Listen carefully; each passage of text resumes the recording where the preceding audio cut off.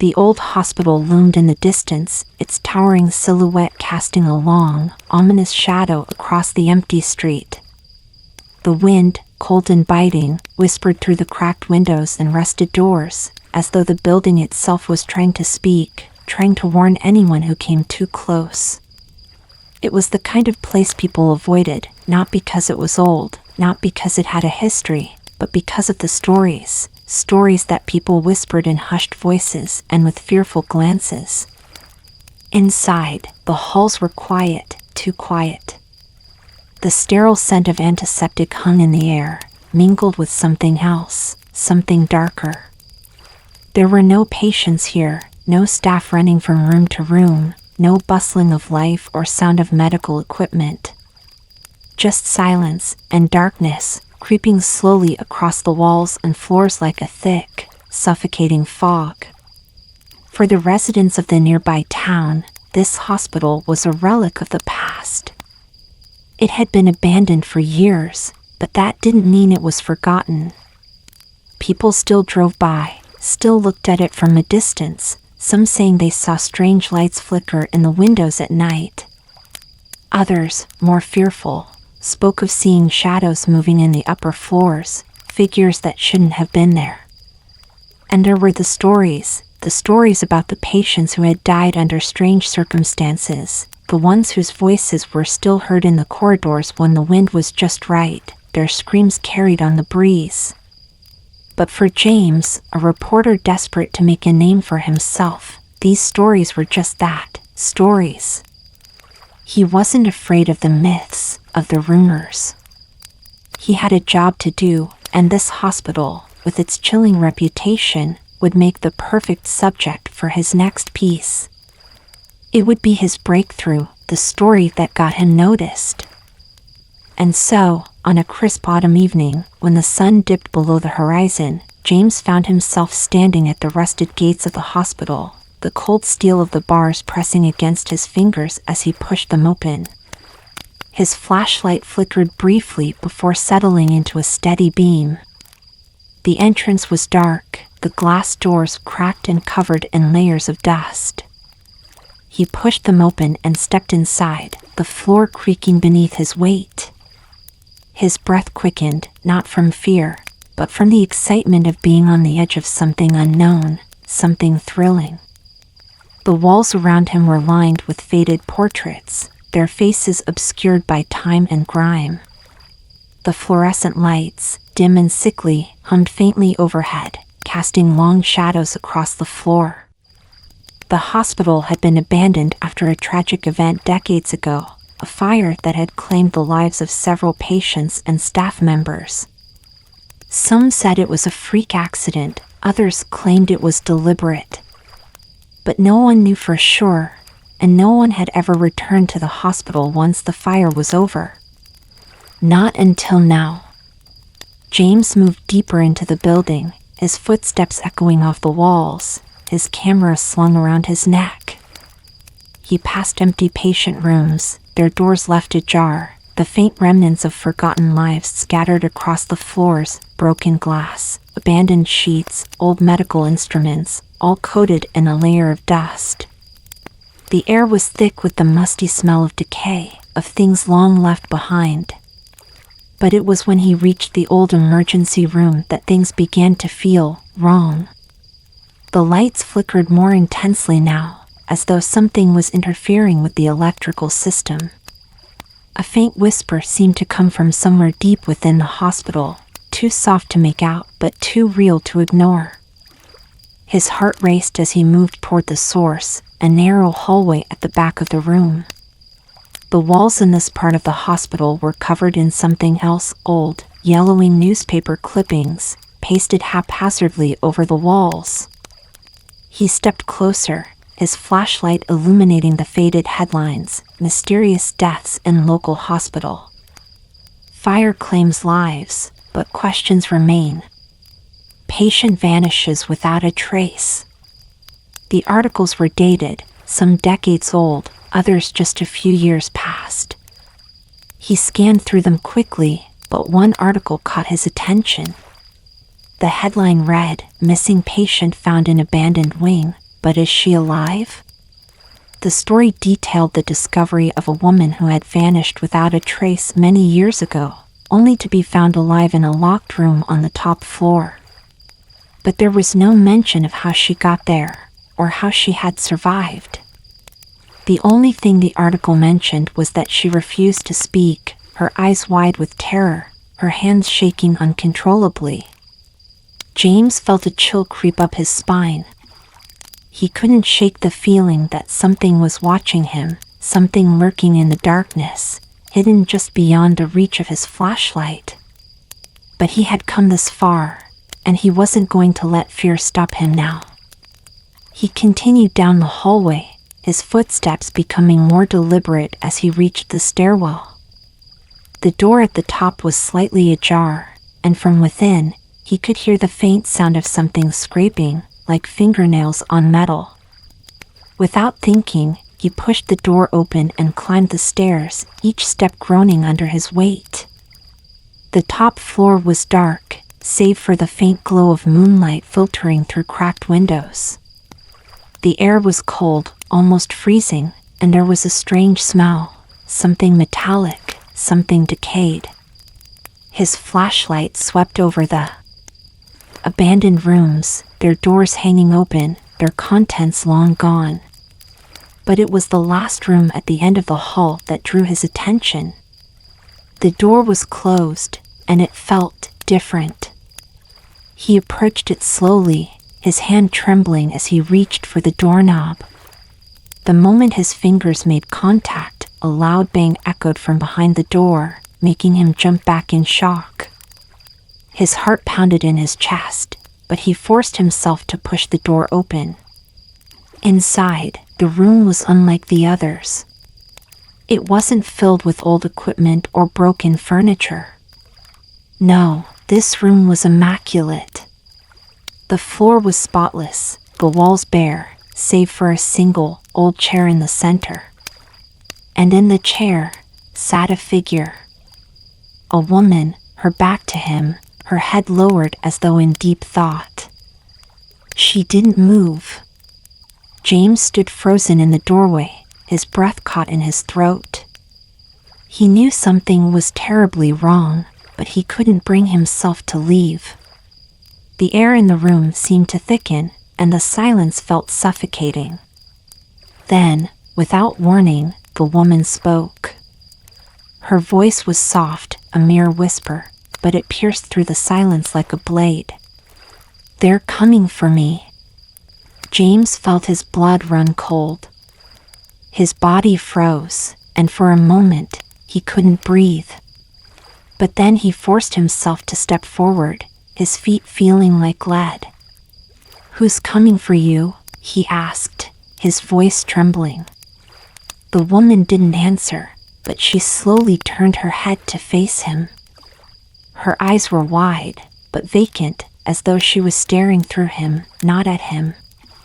Her face was pale, almost sickly, and her lips moved in slow, deliberate motions. "The ones who never left," she whispered, before her head dropped back down. James felt a sudden, overwhelming sense of dread wash over him. He wanted to leave, to run, but his legs wouldn't obey. It was as if the room was pulling him in, trapping him in its suffocating grip. And then, from the corner of the room, a sound, a low, guttural moan. It was faint, but unmistakable. He turned his head, and his flashlight illuminated a figure emerging from the darkness. A man, his face twisted in a grotesque smile, his clothes tattered and stained. Before James could react, the door behind him slammed shut with a deafening bang, plunging the room into complete darkness. The woman's whispering voice echoed in his ears, the words repeating over and over again. "They're coming for you." And then, the lights flickered once again. The flickering light cast distorted shadows across the walls, elongating and twisting in strange, unnatural ways. James felt his heart pounding in his chest, each beat heavy, suffocating, like a drum echoing through a tunnel of terror. His breath came in short, shallow gasps as he tried to steady himself, but the darkness seemed to press in from every angle, suffocating him, gripping him tighter, the very air around him thick with an oppressive weight. The door had slammed shut behind him with a violent force, trapping him inside the room with the woman, or what was left of her. Her empty eyes, her hollow stare, seemed to burn into his soul, leaving him paralyzed, rooted to the spot. The faint whispering continued, a soft, rhythmic murmur, like the sound of a wind chime in a storm. "They're coming for you." The words echoed in his mind, each repetition slicing deeper into his sanity. Who were they? Who was coming? His mind raced, his thoughts a tangled mess of confusion and terror. The figure in the corner, the man, moved closer, his steps slow, deliberate, as though he had all the time in the world. His face was twisted into a sickening grin, his eyes wide and unblinking, reflecting no human warmth, only a cold, bottomless void. The grin stretched wider, impossibly wide, as if the skin itself was about to tear. James felt an icy chill crawl up his spine. The temperature in the room had dropped drastically, and his breath now hung in the air in visible clouds. His hands trembled violently as he gripped the flashlight, its beam wavering in the suffocating darkness. The man, the figure in the corner, continued to move toward him, his footsteps soft, almost inaudible, but they seemed to vibrate through the floor, resonating deep within James's chest. "Who are you?" James croaked, his voice barely a whisper, as if speaking too loudly would shatter the fragile calm that had settled over the room. The figure didn't answer. Instead, it tilted its head, the motion jerky and unnatural, like the creaking of an old door, then raised its arms slowly, pointing toward the woman in the chair. "She knows," the figure rasped, its voice hollow, a low, guttural sound that made James's skin crawl. The woman's head snapped up, her eyes locking onto his with a sudden intensity that sent a shockwave of fear through his body. There was no warmth in them, no humanity. Just an abyss, a void, as though her very soul had been ripped away and replaced with something darker. Something that didn't belong in this world. "They've been here for so long," she whispered, her voice thin, brittle, like dry leaves caught in a whirlwind. "They never left, they never left." James couldn't move. His legs felt like lead, his body frozen in place as he stared at the woman, at the figure, at the room that seemed to pulse with a life of its own, as though it was breathing, alive in ways he could not comprehend. His flashlight flickered again, the beam dancing erratically, casting fleeting, half-formed shadows that seemed to move on their own, stretching and shrinking, bending in ways that defied logic. Suddenly, the door behind him opened with a groan, the old hinges protesting against the weight of the silence. James's head whipped around, his heart leaping into his throat. Was it the escape he so desperately needed? Or something far worse? The air in the room grew heavier, denser, as if the darkness itself was gathering, coiling, waiting.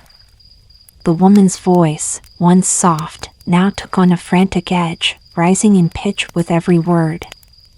"They're coming. They're coming."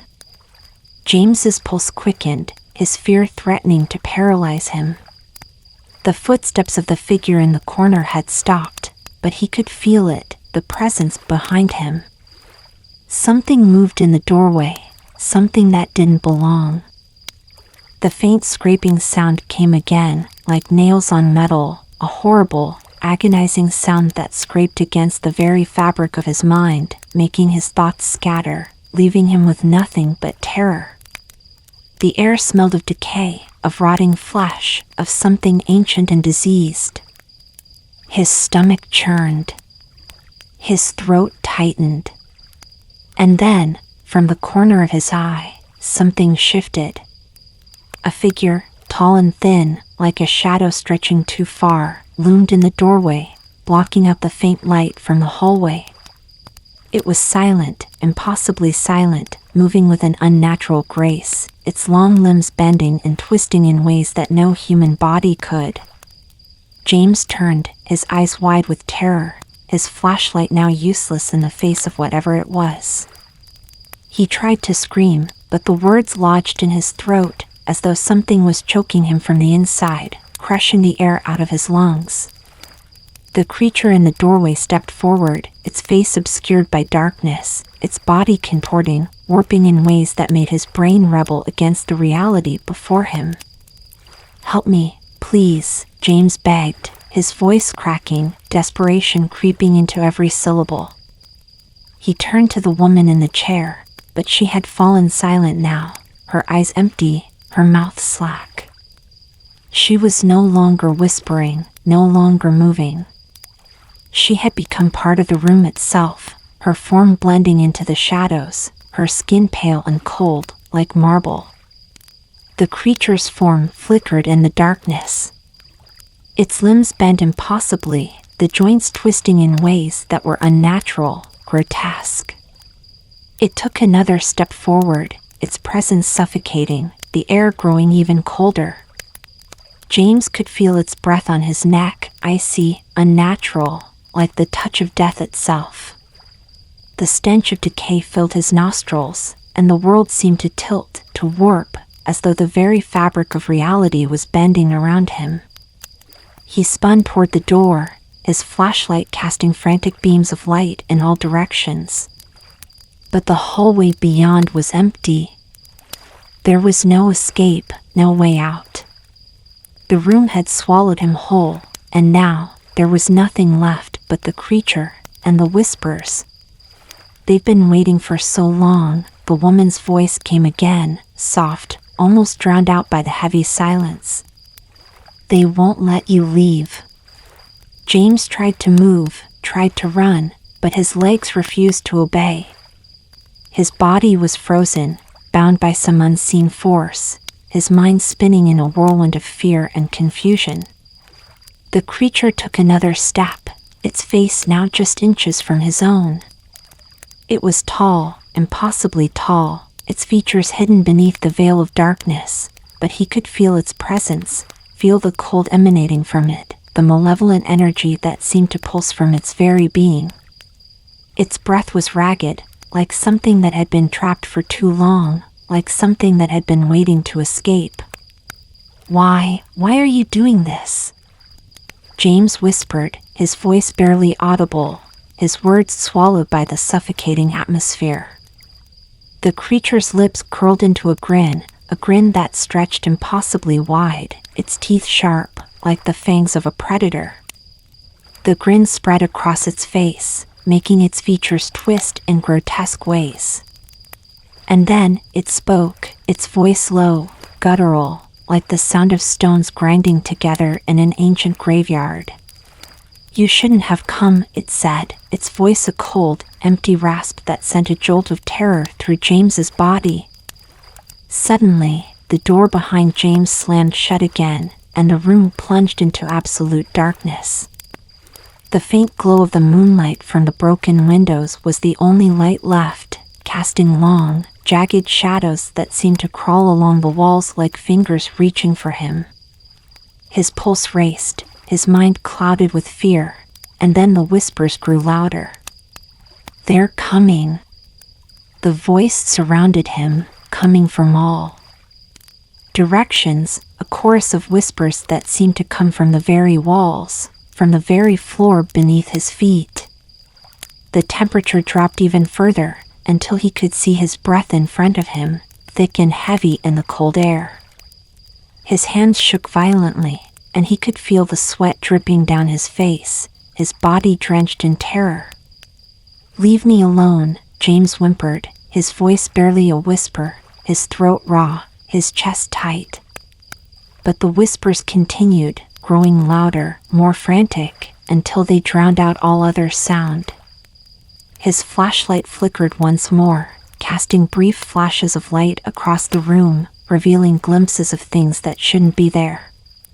Figures, hunched and twisted, their eyes glowing faintly in the dark, their bodies contorted in unnatural ways, standing motionless, watching him, waiting. Suddenly, the woman's voice cut through the chaos, sharp and clear, like a knife slicing through the darkness. "They never left," she whispered again, her voice trembling with a fear that mirrored his own. "And now, neither will you." The darkness in the room seemed to press in from every direction, thick and suffocating, like it was alive, feeding on the fear that radiated from James's body. His heart thundered in his chest, a constant, erratic drumbeat that drowned out every other sound, every other thought. His hands were trembling violently, sweat slicking his palms as he gripped the flashlight, the light flickering weakly in his desperate hands. The shadows in the room grew, stretched, twisted into grotesque, monstrous shapes that writhed against the walls, their movements unnatural, impossible. The cold was unbearable now, so intense that it felt like his very bones were freezing, like the marrow itself was being slowly, cruelly drained. The whispers, the incessant murmurs, echoed in his ears, filling his mind, drowning out everything else. They were coming for him. "Please, please," James's voice cracked as he whispered, his throat raw, his words barely escaping past the knot of terror lodged in his chest. "What do you want from me?" His breath came in shallow gasps, every inhalation a struggle against the tightening grip of fear. The room was a prison now. There was no escape. He could feel it, a heavy, invisible weight pressing down on him, suffocating him, trapping him in this hellish nightmare. The woman, her form barely visible in the dim light, had stopped whispering. She sat motionless, her eyes vacant, lifeless, her entire being swallowed by the shadows. The man, the figure with the twisted grin, was nowhere to be seen now. But he could feel it. Something else was here now. Something older. Something far worse. The door was gone. The hallway was gone. The world outside was gone. All that was left was this suffocating darkness, the whispers, and the cold that seemed to seep into his very soul. James could feel his sanity slipping away with every passing second, the overwhelming fear gnawing at the edges of his mind, threatening to consume him whole. Suddenly, the woman's voice returned, soft at first, but growing louder with every word, the tone almost pleading, desperate. "They're here. They're already here." Her words sent a shock through him, like a jolt of electricity. He turned toward her, his eyes wide, his body rigid with fear. "Who?" he gasped, his voice barely a whisper. "Who's here?" The woman's lips trembled as she tried to speak, but no words came. Instead, she raised a trembling hand and pointed to the corner of the room, the place where the darkness was the thickest, the most impenetrable. James's eyes followed her gaze, his body frozen, his pulse roaring in his ears. And then, he saw it. At first, it was just a flicker, a shadow moving in the periphery of his vision. But as his eyes focused, the shadow began to take form, slow, deliberate, like a figure emerging from the depths of the abyss itself. A tall, thin shape, draped in darkness, its body twisted, contorted in ways that defied nature. It moved with an unnatural grace, its limbs bending and stretching at impossible angles. And as it stepped forward, the air grew even colder, so cold that James could see his own breath swirling in front of him, a vapor of despair. The figure didn't speak. It didn't need to. Its presence was enough, the sheer weight of its existence pressing down on James, crushing him from all sides. The whispers grew louder now, more frantic, more desperate, as if the very walls of the hospital were alive, joining in the chorus of terror. "They've been waiting," the woman's voice came again, but this time it was distant, almost lost in the whirlwind of sound and darkness that consumed the room. "They've been waiting for you, for so long." James tried to move, to run, but his legs wouldn't obey. His body was frozen, as though it was no longer his own, as though he were being held in place by some unseen force. The room spun around him, the walls closing in, the shadows pressing closer, suffocating him, until the space itself seemed to collapse. The figure in the corner moved closer, its footsteps slow and deliberate, its body shifting in ways that should not have been possible. As it drew near, the shadows seemed to gather around it, wrapping themselves around its form, clinging to it like a cloak. The air became thick with a heavy, suffocating presence, something ancient, something malevolent, something that should not exist. James could feel it now, in his chest, in his lungs, in his very bones. It was the cold. But not the cold of winter. No, this was the cold of death itself. The kind of cold that only those who had never truly lived could understand. The cold that came from beyond the veil of this world, from the places where the dead lingered, where they waited, their restless spirits trapped between the living and the eternal dark. His heart beat faster now, each thump a painful reminder of his own mortality, his own fear. He could feel the darkness closing in, feel the weight of it pressing down on him, suffocating him, crushing the last remnants of his will to fight. And then, the figure spoke. Its voice was low, a rasping, guttural sound that seemed to come from the very bowels of the earth itself. "You should not have come."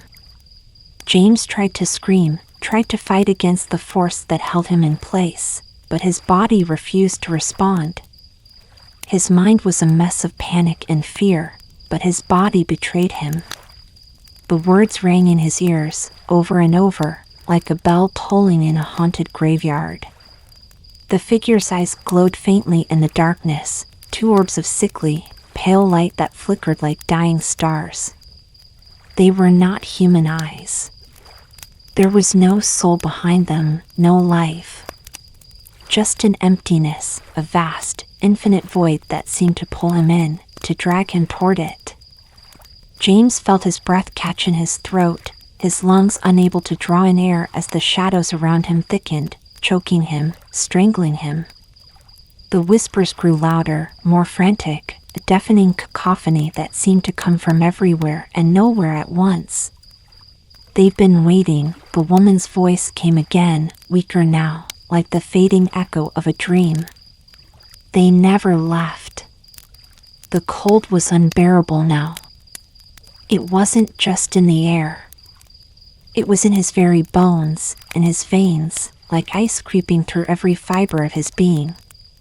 His vision blurred, his body trembling uncontrollably, his heart thundering in his chest. The room spun around him, the darkness closing in, swallowing him whole. And then, just as quickly as it began, the darkness receded. The whispers stopped. The figure was gone. The woman in the chair, the man in the corner, the cold, all of it disappeared, as if it had never existed. For a moment, there was silence. The silence was deafening, the kind of silence that made you question whether you had ever truly been alive, or if you were simply a part of the void that had swallowed you whole. James stumbled backward, his body weak, his mind reeling, trying to make sense of what had just happened. His breath was ragged, his chest aching with each shallow inhale. Was it over? Was he safe? He turned, his body moving instinctively toward the door, toward the hallway that had once been filled with shadows, with whispers. But now it was just an empty space, quiet, lifeless. He reached for the handle, his hand trembling, and opened the door. The hallway stretched out before him, long and silent, just as he had first seen it. He stepped into the hallway, the cold still clinging to his skin, the echoes of the whispers lingering in his mind like a faint, distant hum. He moved toward the exit, toward freedom, but every step felt heavier than the last. It was as though the building itself was fighting him, resisting his escape, refusing to let him go. And then, just as he reached the end of the hallway, he heard it. A whisper. Soft, barely audible, but unmistakable. They never left. The door slammed shut behind him, and the hospital, the shadows, the darkness, the whispers, they were all waiting for him to return. James's blood ran cold. The nightmare had never truly ended. It had only just begun.